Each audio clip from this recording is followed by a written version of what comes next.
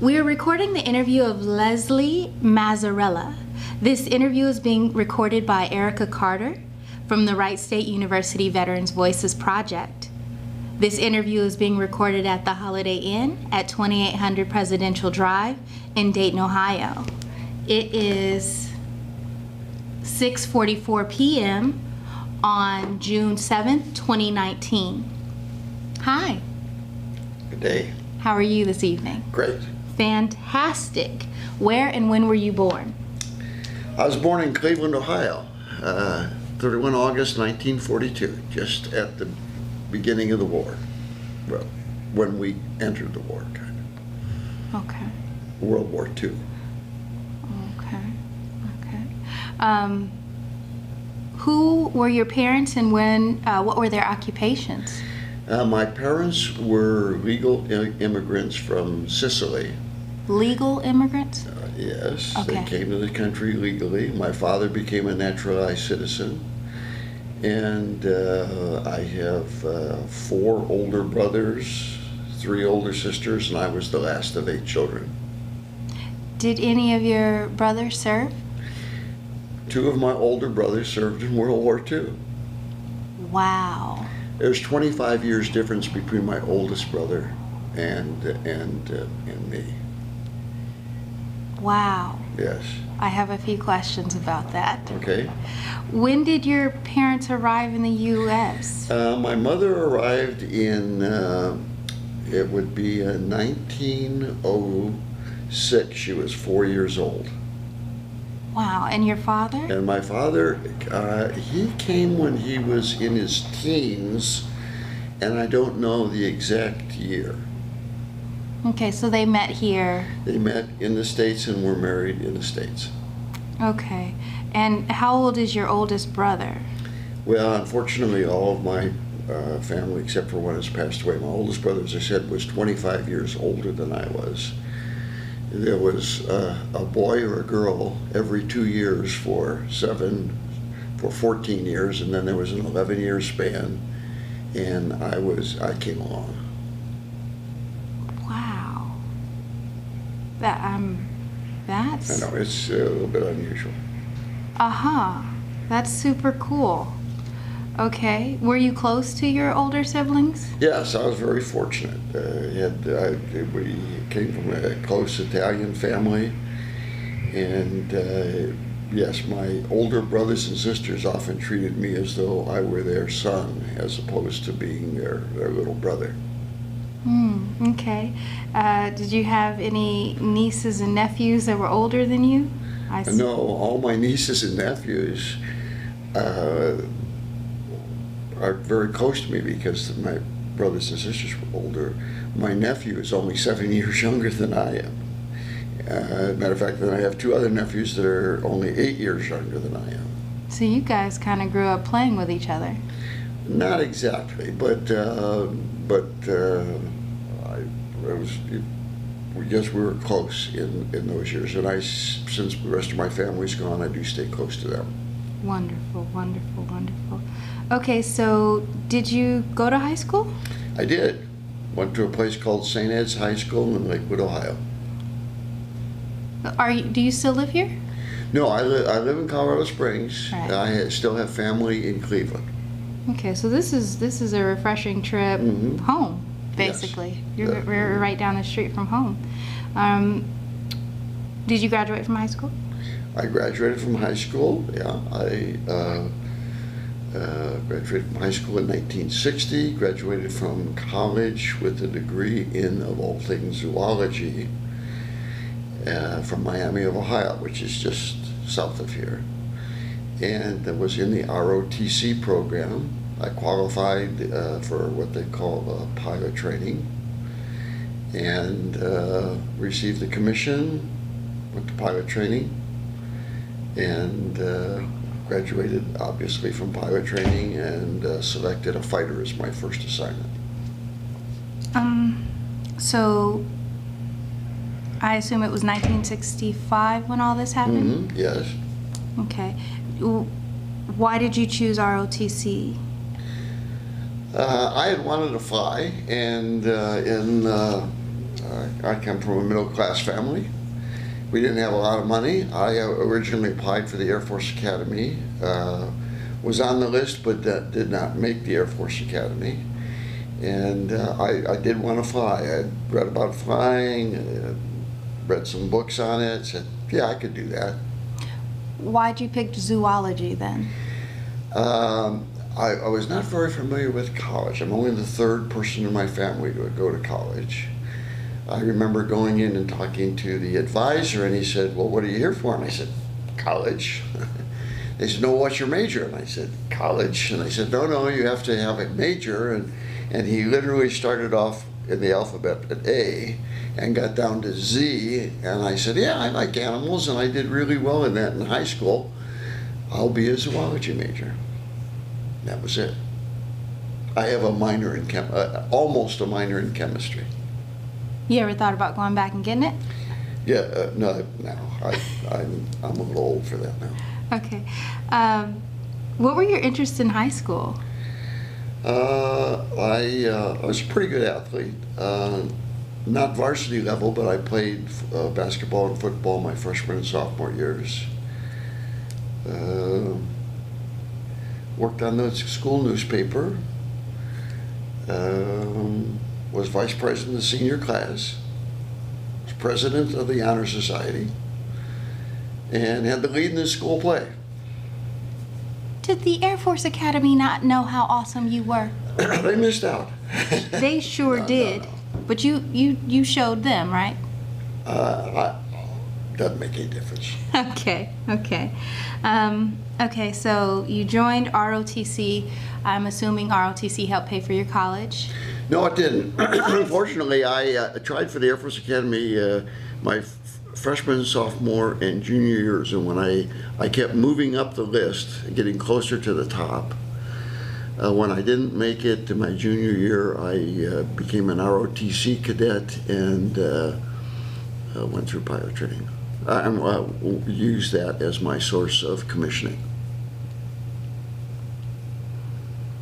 Can you explain how that works? How that worked for you? Well, the Vietnam War is starting to build. ROTC and OTS are two great sources of officers. The officer that was in charge of our ROTC unit wanted to have the largest unit in the United States because then it would show well on his record. And we did have this huge unit, and when I went down and said, gee, I'd like to join, even though I had already missed 2.5 years, they said, well, if you go to summer school, we'll let you in. And so I went my second semester, my junior year, summer school, and my senior year, I took all the ROTC courses I needed to take. Okay. You were determined. I wanted to fly, and I couldn't fly unless I had a college degree, and I needed to be an officer. All right, Mr. Officer, or Colonel, technically. All right, sir. Okay. So ROTC is different than going to cadet training, or? ROTC? Well, you had to take some military courses, yes, obviously, and at the end of that, you learn to salute and march and do a number of things that guys that go through OTS do it in 90 days. That's why they're called 90-day wonders. But they're very good officers, okay? After you are commissioned, how long? That's just all of ROTC, right? That's all of ROTC, and I was commissioned. I had to go to summer camp. It's one of the things. You usually go between your junior and senior year, but because of my situation, I went after I graduated from college. And I wound up in the flight of about 25 ROTC cadets. The flight commander was a World War II B-17 aircraft commander, and was old school, very old school. And I remember he called me into his office the first night we were there and asked me what I was going to do, and I told him I was going to fly and wanted to fly jets and wanted to fly fighters and things like that. And life was a little different then. There was not quite as much of well, what we have, social things that we have in today's Air Force. He just looked at me and he said, well, listen here, son. He said, you don't measure up to my standards. He says, I don't care what anybody says. You ain't going to be no jet fighter pilot, so get the hell out of my office. And I went, holy mackerel. But he turned out to be a lifelong friend. He turned out to be a lifelong friend. Well, that's good. And you did end up being a fighter pilot. Yeah. As a matter of fact, at the end of the summer camp, he tested me on every day. He just tested me. We won't go into that, but tested me on every day. And at the end of the camp, when I received my gold bar, he came up to me and he gave a silver set of wings to me that he had gotten in 1944 when he graduated from pilot training. And he said, I think you're going to make it. That's so wonderful. As a matter of fact, on the back of the wings are EGS, Edward G. Sedefek. I think it's 44G. And on the other side of the back of the wings, it says LRM 67C. Do you still have them? I still have the wings. I wore those wings for a long time. That's so heartwarming. Okay. Did someone from your family come down and put your bars on you? My mom and my sister did, yes. My dad passed away early in life, so but my mom and my sister came and pinned on my wing. No, not my bars. I didn't have anyone there for that. When I got my wings, they came for that. Okay. So that's done. What happens next? I'm assigned to pilot training at Reese Air Force Base, Texas. It's only been, let's see, I think I'd been to Detroit, Michigan, as the furthest I had gone from Cleveland, Ohio. So I drove cross country thinking I'd seen all these cowboy movies. I didn't take any winter clothes. It's October. And Lubbock, Texas is in the northern panhandle. By November, December, it gets a little cold up there. And went through pilot training. It was called T-41. It was a little prop plane, single engine prop plane that we started with. Then I flew the T-37 and then moved on to the supersonic T-38, which is still flying today, 50 years later. And went through pilot training. About towards the end of pilot training, you put down what you would like to fly.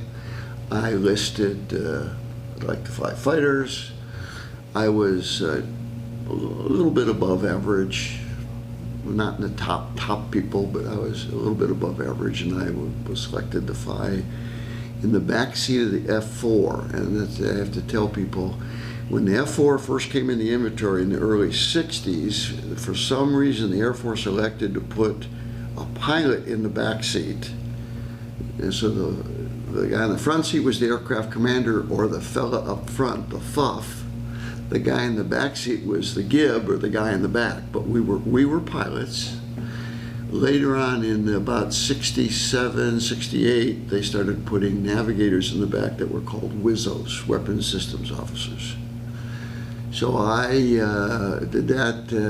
That was also about the time that Robin Olds had the big Bolo mission, and they shot down 7 MiGs. I said, I want to go there. And I have to always be careful because people say, well, you were in Vietnam. I never stationed in Vietnam. I flew out of Thailand, and we flew missions in Laos and North Vietnam, mostly. Occasionally in South Vietnam, but mostly Laos and North Vietnam. So from my base at Ubon, we would go to Hanoi, which was a little, I don't want to say more difficult, but if you were shot down in South Vietnam, I mean, nobody likes to be shot down, but there were at one time, what, several 100,000 American troops there. Hopefully you could get to one of your troops. You shut down North Vietnam, you probably weren't going to make it out of there. A few did. They made it out because of recovery missions? Because of recovery missions, yes. Okay. Yes, and that was my first tour. I went back to the States, upgraded to a front seat F4, wound up flying 141s for a couple of years, which is the transport C-141s. But wanted to get back to fighters. I called the headquarters and asked if I could get back into fighters. They said that at that particular time couldn't put me in an F4, and they said that they gave me a couple selections, so I selected the A1, and as you said, a rescue, those were the pilots, A1 Sandy pilots were called. We'd go in and we would rescue. That was a much more satisfying mission. I think we missed a lot of details there. I think you missed some years and some break. Go ahead. Okay, so you first land in Thailand. And in Thailand. And how old are you? 22, I think. Okay. 22. So you're 22 the first time you land. And what year is it? It's September 2nd or 3rd of 1967. 67 September. Okay. Do you land with people you know? Yes, yeah. There were several of us from my pilot training base that went through F4 training together. We went through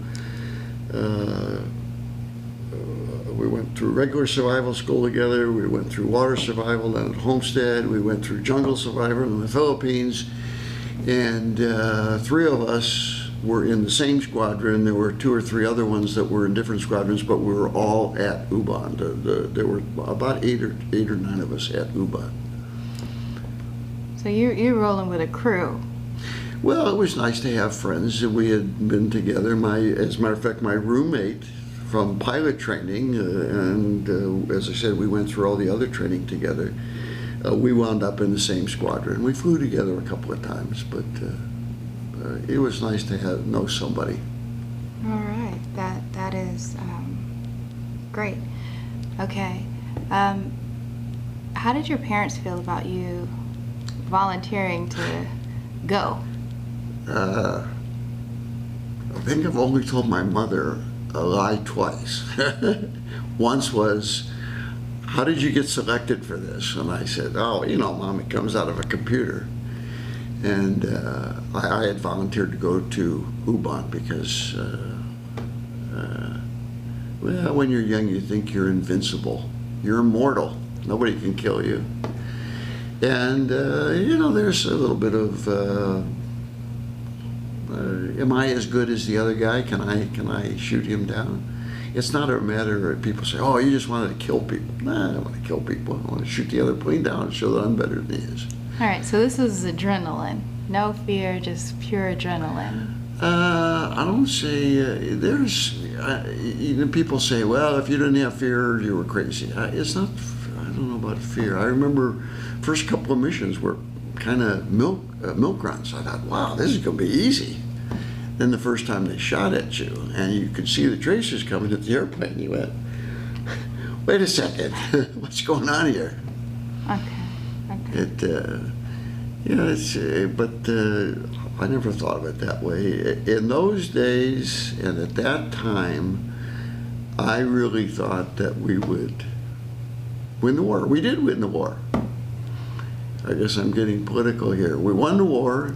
The North Vietnamese sued for peace.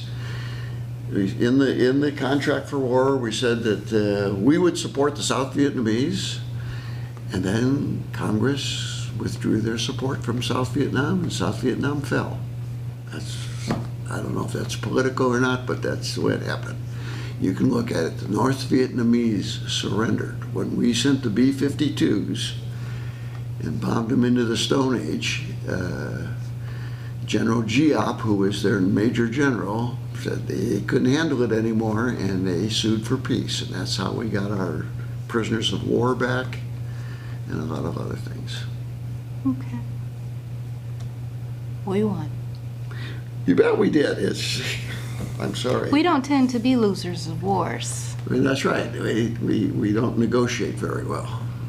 We never have. Yeah, okay. Okay. What was it like coming from, Cleveland? Texas is pretty cold, unlike the John Wayne movies.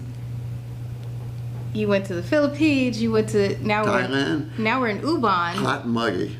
Hot and muggy. It really does actually become cool in the evenings often. Even in the summertime, it'll get cool, chill, almost chilly. Now, we called it the Iraqi crud, getting used to the weather changes. Did you guys have that kind of physical? You take a shower and towel off, and you'd still be wet. I mean, you could never, and it was always musty. You know, everything was musty. Like mold, or not mold, but damp. Everything was damp. I mean, if you picked up your underwear from the drawer, it just seemed damp. It wasn't, somebody hadn't kept it in the dryer long enough. Oh, weird. Okay. And you never ever completely soaked up when you took a shower, because the water would often shut off. So you only washed your head and rinsed, and then you washed the shoulder and rinsed. And you wouldn't want to soap up your entire body, because the water would go off and you'd be standing there just soaped up. That does not sound pleasant. All right, so in Ubon, you flew how many missions before you? I flew 100 missions over North Vietnam. About 18 to 20 of them were to Hanoi. The other 80 were in what we called lower packages, from the DMZ to what they call Route Pack 5 in there. And then I flew another 46. Most were in Laos. I did fly to Khe Sanh a couple of times when Khe Sanh was under attack. But a total of 146. But you had to have 100 missions to go. It was 1 year tour or 100 missions over North Vietnam. So I'm not that great at math. That's why. 146 missions total. In about a 9-month period, 9.5 months, 10 months, I think it was. So you were definitely better than the other guys. Not so much better. I was a bachelor. The married guys, one would take, you could get 2 free weeks of leave. So married guys would either meet their wives maybe in Bangkok, or they'd fly to Hawaii and meet their wives. Some guys actually flew all the way home. As a bachelor, I just stuck around, and somebody'd get sick, and I'd go, I'll take that mission. And there was a short time there where I flew 2 missions a day. But I'd fly one at night, and if somebody got sick in the daytime, I'd fly that mission, and then just wanted to get it over with. That's right. Okay. Just wanted to get it over with. Okay. So they sent you home. Sent me home. Was supposed to upgrade in the front seat of the F4 down at Homestead, which I did, and then the ward slowed. Did you go home to visit Mom? Oh, you bet. Okay, yeah. So you did get R&R. I did get. Well, I didn't get R&R. I had a couple weeks leave. That's not called. Okay, for us it was called R&R. I finished my 146 missions. I went to Cleveland, visited with my mother and my family. That was fairly pleasant. The neighbors next door made a big sign, "Welcome home," and taped it on the front of my house. I live in an old-fashioned neighborhood with porches, double 2-story houses and porches, and people talk to each other, and that was fairly pleasant. And then went to Homestead and upgraded there. Went through upgrade there, and when you say upgrade, you got more rank? No, upgraded to the front seat. Oh, Moved from the back seat to the front seat. All right. You have to have more training. And then did they send you back to? I had volunteered to go back for another 100 missions. Is this where the second life to your mother came in?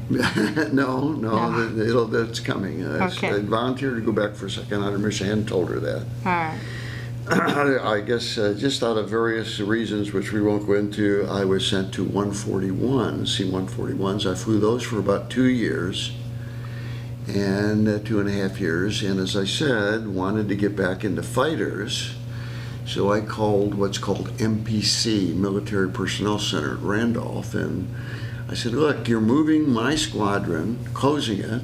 You're moving me to California to fly 141s. You're going to take somebody out of a 141 squadron and send him to Vietnam, and he didn't want to go. Why don't you just save some money and send me? And I said, I'll volunteer to fly fighters again. And they said, would you go back to Vietnam? And I said, I would. That was the second lie.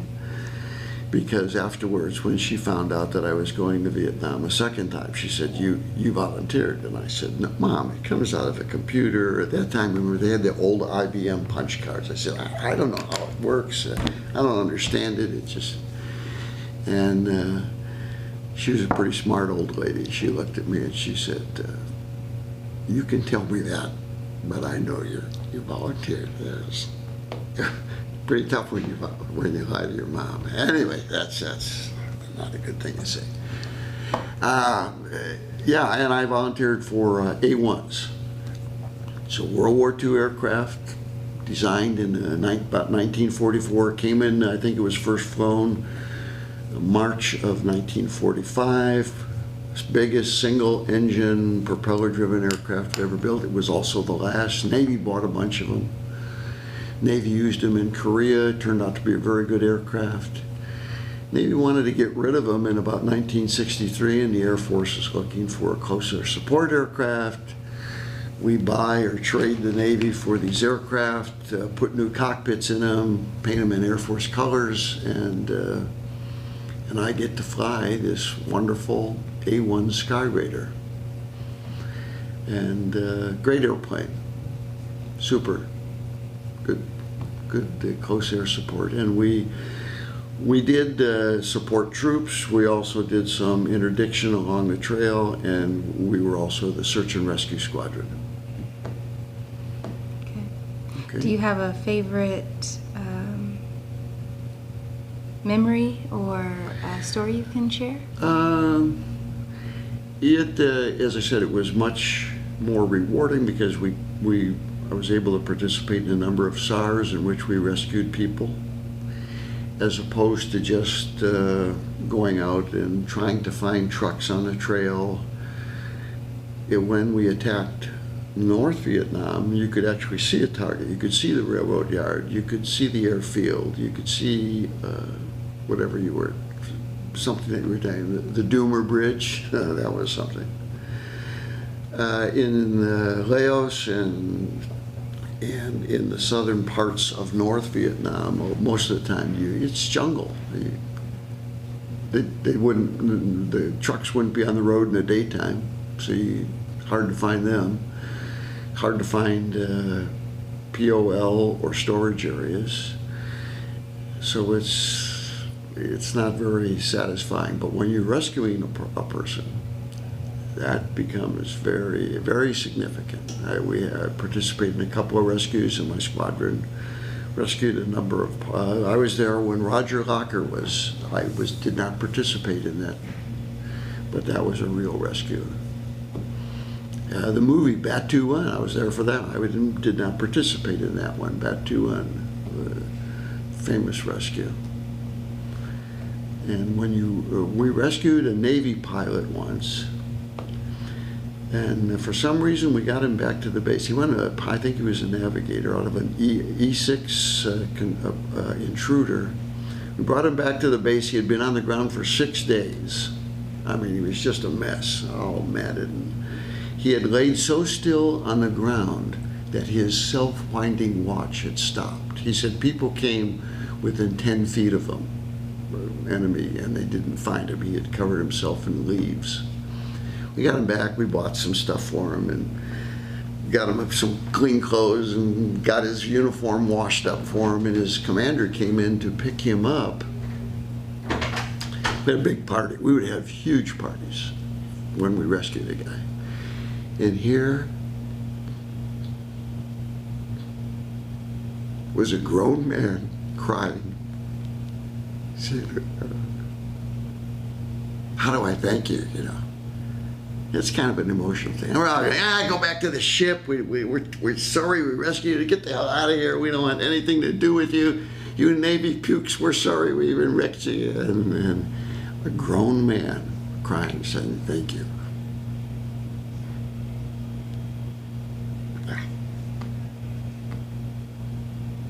Anyway, you have another question.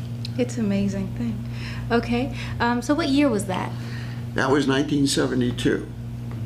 Oh, okay. 1972. So it was, 5 years later, 72.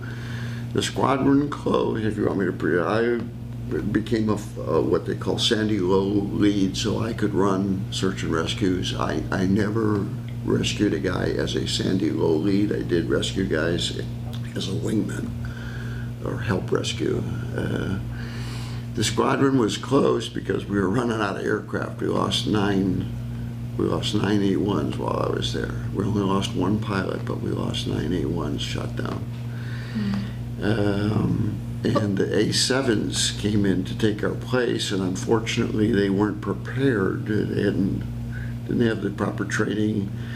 It's a very good airplane, but unfortunately it didn't have as much endurance time as we had. And the A1 had 5 hours, maybe a little bit more hours of endurance. And the A7, although it has pretty good endurance, you had to be refueled every hour and a half. It just didn't have the same legs we did. And the first couple of rescues did not go well for them. And somebody said, hey, you go over and help those guys. And a helicopter would drop me in northern Thailand, and I would pretend I had been shot down, and I would try to see if they could find me and try to show them the procedures, because most of them said, well, we used to carry a red flare that had lots of red smoke, and they said, well, just pop the red smoke. Well, if you did that, of course, the enemy would see where you were, so that was only used at the final stages of the rescue.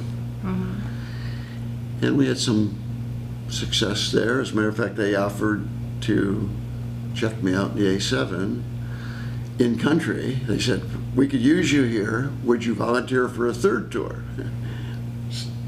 Sure, let's go for it. It turned out that the MPC said, well, he's already had 2 tours. This would be his 3rd tour. It's consecutive. He gets shot down and killed. What are we going to tell him? How do we explain this when there are people who still haven't gone? Whatever. It would have been really, I think, better for me to have stayed to help the squadron, but it didn't work out. Did you gain any rank yet? I'm a captain now. Okay. I was promoted to first lieutenant and then to captain. All right, good. I should have promoted you and all this work you're doing. Okay, so they send you home in 72.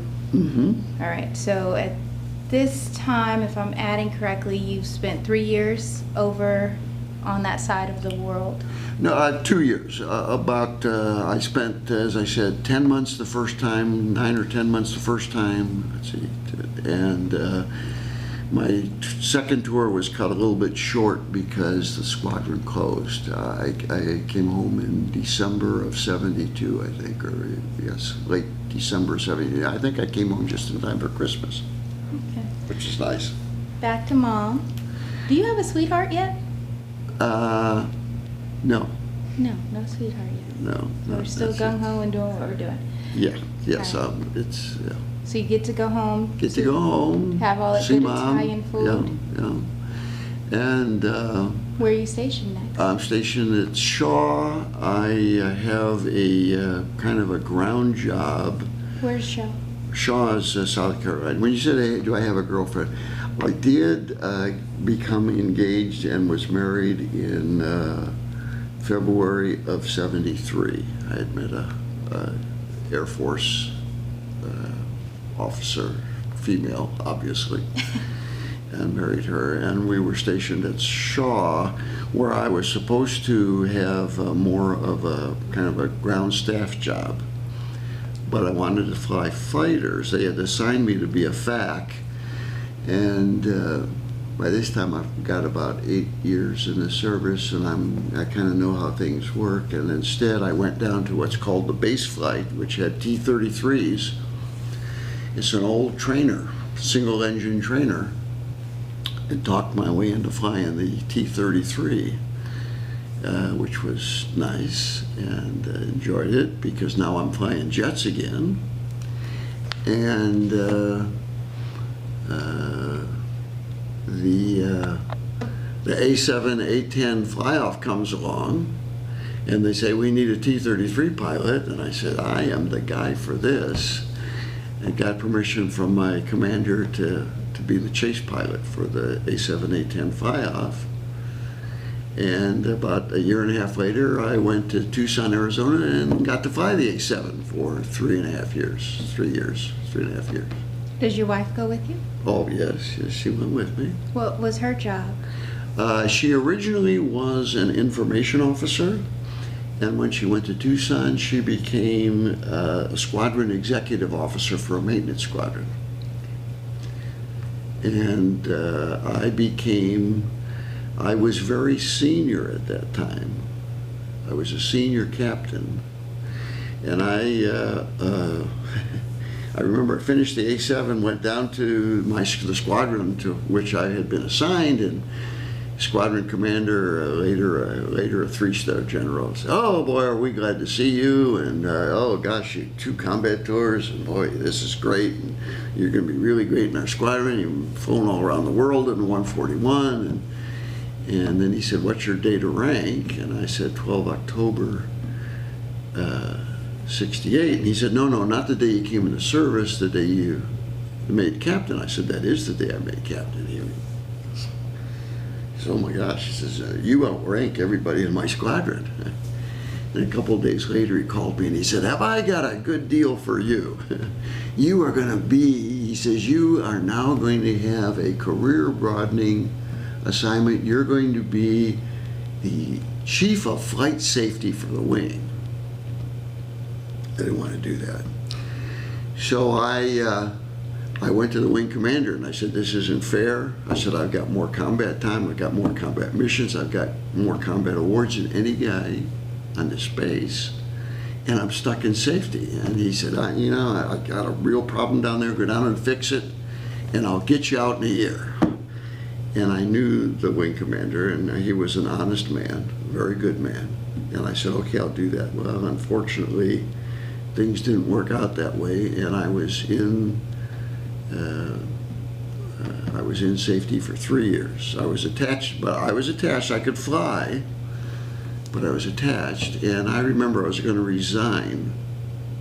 I was so upset I was going to resign, and my brother, who is way smarter than I am, great guy, and I said, they shouldn't have done this to me, this isn't fair, and I said, I think I'm going to resign. And he said, yeah, go ahead, quit, be a quitter. And I went, what do you mean quit? He says, yeah, they want you to quit, go ahead, just quit, and you'll confirm the fact. And I said, well, what do you want me to do? He says, you become the best flight safety officer they've ever had. About a month later, he died.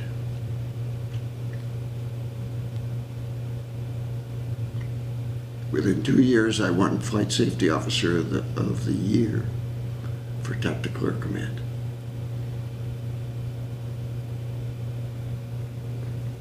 Anyway, so then I was supposed to, I had finished there, I was going to go to staff school, Air Command and Staff, and they said, you're going to come back, you did such a you did a nice job as the flight safety. Gosh, you investigate all these accidents, you did a good job, you're a good pilot, you're going to come back as an ops officer of our wing. And it didn't happen, and about December, I got a phone call that said, what do you want to do? And I said, well, I'm going back to Tucson, I'm going to fly. And they said, no, you're not. I said, well, yeah, there's a letter in my folder, and they said, no, there isn't. Unfortunately, through a mix-up, the wing commander never put a letter in my folder. And he said, you can have a choice of these 3 assignments, or you can wait until June when you graduate and you'll get whatever's left over. And one of the assignments was Italy. I'm Italian. I went to Naples. I later bumped into the wing commander who said, why didn't you call me? And I said, sir, I'm not the kind of guy that calls wing commander. You said you would be a letter. He said, well, I said, whatever. So there was no letter, so I took that as it. So I did that for a couple of years, and unfortunately did pretty well as a staff officer. Why is that unfortunate? Well, it was a ground job. It was a staff job. Okay. It was lovely. Got to eat lots of Italian food. Got to travel in Europe. Got to learn to speak Italian. Studied at night and learned to speak Italian. Did you happen to look up any of your? Looked up my family. Found took a trip to Sicily. Found the house my father was born in. Went I found the town that my mom was from, but I couldn't find any relatives there. And at the end, was going to go back to Cleveland. Well, my mom was older and she needed some support, and I had decided that I would. My goal was to command a fighter squadron at some time, but I had an offer to be to come to Springfield, Ohio, as a matter of fact, as in the Air National Guard. Looking for an A7 guy, looking for a guy who was in safety. I had won TAC Flight Safety Officer of the Year. Looking for an IP. Looking for a guy who gunnery. I'm your guy. They wanted to hire me, and the Air Force wouldn't let them hire me. So I have to call back to MPC, and MPC got me an assignment flying A-10s at Bentwaters. But they said, there's a lot of people up there. Your chances of getting a squadron are pretty slim. I think they said there were 16 or 18 lieutenant colonels there. But got there and was very fortunate. Do you know what a turkey shoot is? Everybody throws in 20. All the pilots throw in $20. And then you go out and you bomb and strafe, and whoever has the best scores wins the money. Well, I only had about 40 hours in the A-10, and I come in third. The only 2 guys that beat me had 1,000 hours. Each of them had 1,000 hours. And I beat everybody else in the squadron, including the squadron ops officer and the squadron commander. My stock went up pretty high. And some other things happened, and one thing to another, and all of a sudden I'm an ops officer. And was an ops officer for about a week, and you have to come out on the commander's list. Commander's list came out and I wasn't on it, and all my supposed friends are going, oh, that's too bad, and oh, we're so sorry for you, you're not on the commander's list. What are you going to do? And I said, hey, I'm the ops officer of a fighter squadron. Are you kidding me? I'm going to have the time of my life. And about 8 months later, the next 6 months later, the next list came out and I was on that, and next thing I knew, there was a squadron open and I got the squadron. Cool. It was. I was very fortunate. Later on, the way I got the squadron too, I talked to the director of deputy commander of operations, old guy, Abney, super guy, and I said, gee, how did I get this squadron? You didn't know me from Adam. He said, well, one, he said, you were the senior lieutenant colonel on the bench. And he said, I believe in seniority. He said, two, I watched you as an ops officer, and he said, you did a good job. And he said, three, your operational efficiency report was signed by Black Dan Druin, 3-star. And at the bottom, he said, this man should be a squadron commander. And I said, no, but what difference does that make? And he said, well, when I was a captain, Black Dan Druin was my squadron commander. And if you're good enough for Black Dan, you're good enough for me. And that was it. He was an old timer, real old timer. And he also liked to test people. But I don't know. Are we running out of time? Not quite. I was an ops officer, and I was supervisor of flying. So we had six squadrons. We decided we were night flying. We were going to have night refueling. You have to do that every 6 months. And as supervisor of flying, you're the representative of the deputy commander of operations. And I'm in the tower, and the weather is becoming stinko. I mean, it's getting bad. And I'm calling other airfields in England, and they're going down. I'm checking on airfields in Europe, and the airfields in Europe are going down, and it's not looking good. And I said, we're canceling. And I called the KC-135 wing, and we canceled them, and called the squadrons and canceled them. Next thing I get a call from this Colonel Abney. He says, did you just cancel? I said, yes, sir. He says, I want to see you. Oh my God, oh, jeez. So I went to Colonel Abney's office and reported in a military manner and saluted. He says, I want to know. He says, you know how tough it is to switch the wing over to night flying? I said, yes, sir, because you have to, most of the stuff takes place in the daytime. Now we got to do it at night. We got to schedule the 135s, and we got to get airspace. And he says, you really think the weather was that bad? I said, yes, sir. He says, and it's so difficult, and now we're going to have to reschedule, and why didn't you call? The weather was changing quickly, sir. I had to make a decision. He says, well, knowing this now, would you still make the same decision? And I said, yes, sir, I would still cancel. He said, good. I cannot stand a man who waffles. Let's go get a drink. And we went to the club and got a drink. He wanted to see if I was going to say, well, I should have called you, sir, or, well, maybe I canceled too soon. But he liked the guy, right or wrong, make a decision. And he liked that. And I like that. Just don't waffle with me. Don't try to make up a story. Just make a decision and go for it. So that worked out real well. And flew A-10s for 4 years. And then had to go get another job and wound up as the Director of Safety for USAFE, United States Air Forces in Europe, for 2 years.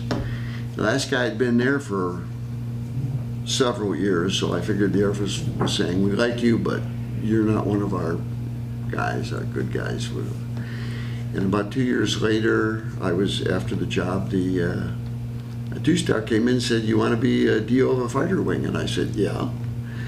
And he said, well, I got a little fighter wing, and tell me what you could do. And I told him. A couple of weeks later, he called. He said, you got the job? And I said, well, it's nice, but as a DO, you're supposed to be a flyer. And I said, I think I should fly. I called the A-10 desk, and I said, they don't have my name. He says, oh, no, you're going to check out the F-16. So I'm a 48-year-old old man. I took a 1 week academic course that's usually 3 months long. I got about 12 rides in the F-16 and got checked out and got to fly the F-16 for 2 years as a DO of a small wing in Zaragoza, Spain. Were you a colonel yet? I was a colonel then. Yeah, Okay. now I'm a colonel. Yes. Okay. Now I'm a colonel. And that was a lot of fun because I would fly. I got to fly the F-16, great airplane. Most of the time, the wings would come from Germany. The fighter wings would come from Germany, and I would own the aircraft when they were on my field because I owned the gunnery range. And they'd bring the 2-seat model with them, and I'd say, well, geez, let the young guys go to the gunnery range, although I like to go and show them up every once in a while. And I'd take the 2-seater and I'd fly the airman of the quarter or the officer of the half or whatever, and I'd take them on a ride and fly them around the area and take people, and that was very enjoyable. But the best day I had 3 young captains, and I were going to the gunnery range. When you go to the gunnery range, you bet a quarter a bomb. You carry 12 little practice bombs. And then each guy goes through and drops one bomb, and whoever has the closest to the target wins the corner. Then you go through the second time, and they score the second set of bombs, and whoever gets what's closest gets the corner. And then you strafe with the gun. Whoever has the best percentage out of 100 rounds wins 50 cents. And these young captains who were flying probably 12, 13 times a month, I'm flying 4 or 5 times a month, said, "Sir, let's sweeten the bet." I said, "Okay, what do you want to bet?" They said, "Well, let's bet $1 a bomb and $1 on strafe. So that's $13. If you lost all, that'd be some money." I said, "I think you want some field grade money."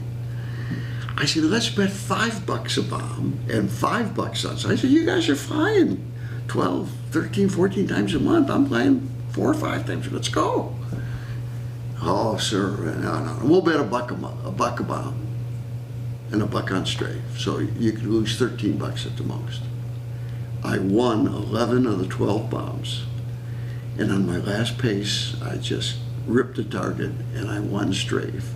I won $12 off of each of those 3 young captains. And they could not believe that old man beat us. I mean, they're all in their 20s. I'm pretty close to 50 at this time. But I've done this all my whole life. I've been dropping bombs and strafing my whole life.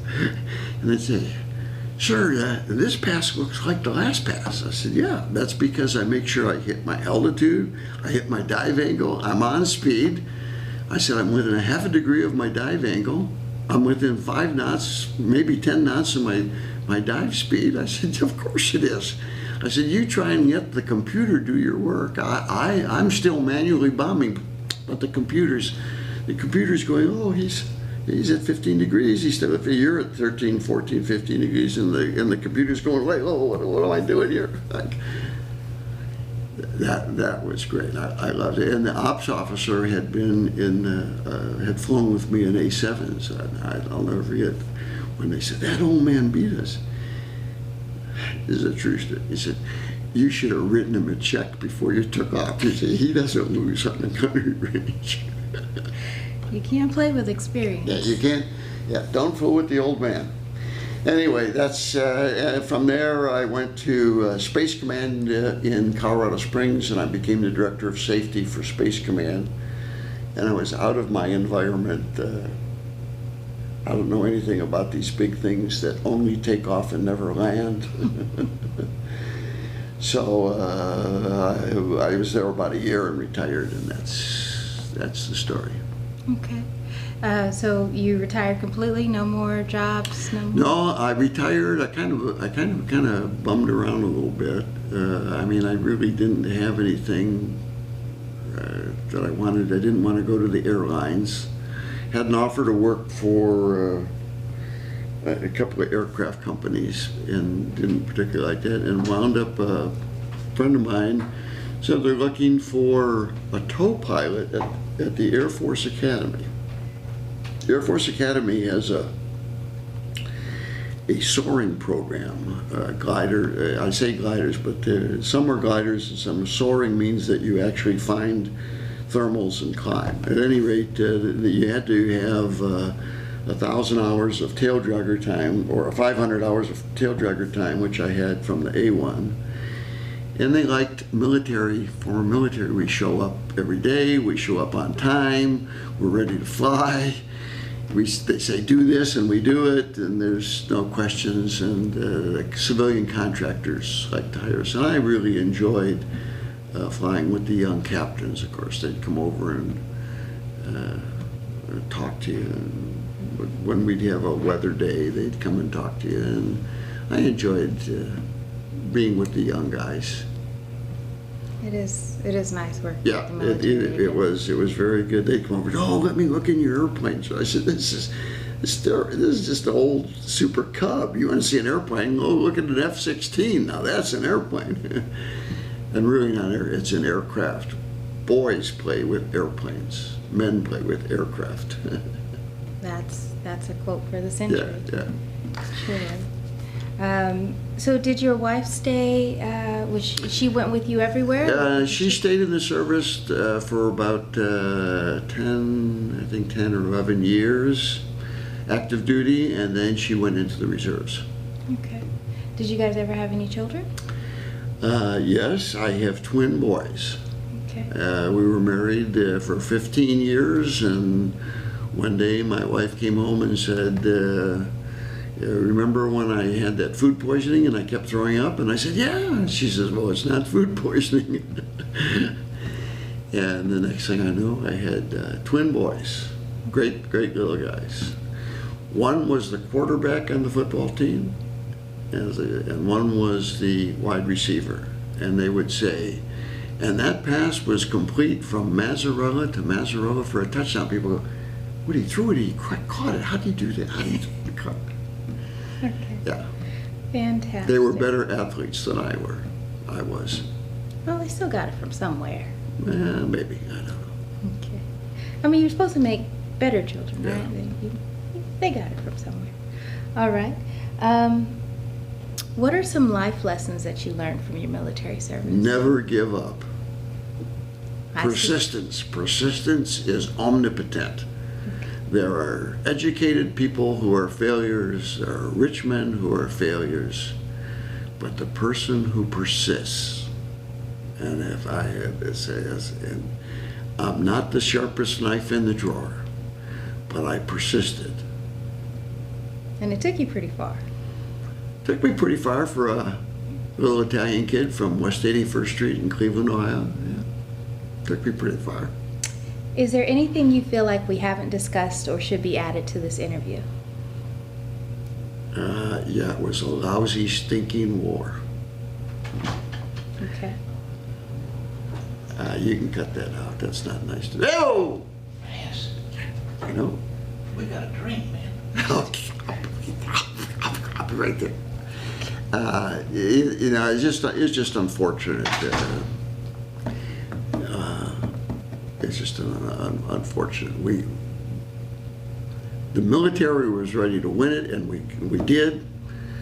The politicians were unwilling to make the decisions that needed to be made. Our generals do really good work. We could have won the war easily and quickly, and unfortunately we lost 58,000 men. 58,000 men. In my F-4 squadron, we lost 8 aircraft. There's 2 pilots in each aircraft.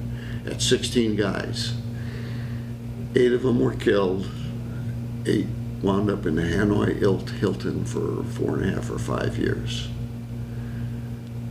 And as I said, the A1 squadron, we lost 9 aircraft in the A1 squadron. Only 1 pilot was killed. The other 8 were rescued.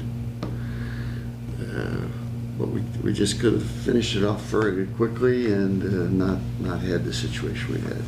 I said I didn't want to be political, but I don't do whatever you want with that. Outside of that, it was great. Sometimes I think I'll lose 10 pounds, dye my hair black, get in good physical condition, and go down to recruiters and say, hey, I'd like to fly one of your aircraft. And I have some really good experience too. Good luck. I'd do it all again. I'd do it all again. All right. Me too. You would? Me too. Good. Absolutely. Okay. What message would you like to leave for future generations who will view or hear this interview? Well, we got a great country. It's just, and it's unfortunate until I've flown all over the world. I've been all the way east to Bahrain, never landed to Saudi Arabia. I've landed in Ethiopia. On successive days, when I flew transports, I flew a load of ammunition into Israel, and the next day I flew a load of ammunition into Jordan. You tell me how that works out. At any rate, I've been all around the world, and there's nothing like America, and unfortunately, some young people don't realize it. And I mean, we've got it's, even with our drawbacks, we're still great. And I'd go anywhere, do anything with them. And if we're going to go to war, we have to have an objective. And the objective is to win, not to just fight to a stalemate. We're going to go in and we're going to win as quickly and as violently as we can. And then go home. Right. And to keep it over there. That's right. I do not want to ever have anything happen in North America. If we're going to fight someplace else.